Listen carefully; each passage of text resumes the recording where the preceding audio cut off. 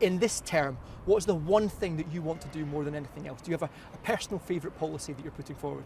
The plan to double the game-changing Scottish child payment, because I do hope that as we come out of COVID, recover the economy, making an end to child poverty a reality is something that can be achieved over the course of the next Parliament. Does that matter a lot to you personally? That's a sort of personal favourite of yours? I think that should matter a lot to everybody. Scotland has lower rates of child poverty than other parts of the UK, but they are still far too high, and nobody can and should feel comfortable. We're the only part of the UK to have the child payment that is a real tangible effort to lift children out of poverty, and the doubling of that over the term of the next Parliament will make a real difference. It focuses on young people who have been particularly impacted by COVID. I mean, everyone's been affected, but these are people, the golden years of their lives, their education.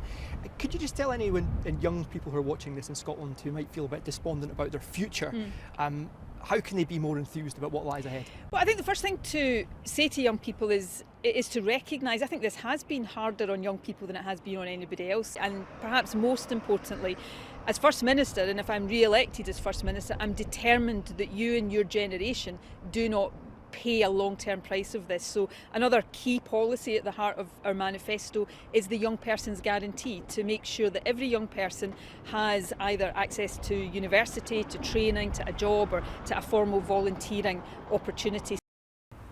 What can you say to young people in Scotland to enthuse them that they have a bright future?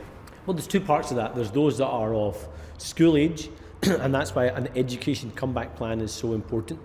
I want us to do an individual assessment for every pupil across the country. That's not just an educational assessment, but it has to be a mental health assessment as well. I want us to guarantee a job for every young person, and the way we do that is more investment in apprenticeships, a jobs guarantee scheme, yes, in the public sector, but also in the voluntary sector. But if we recognise there's going to be challenges in the private sector as well, and we want to restart businesses, then why not engage the private sector in that as well? One of the things you claim credit for is the Pupil Equity Fund, isn't it? That's something you'd want to focus on then?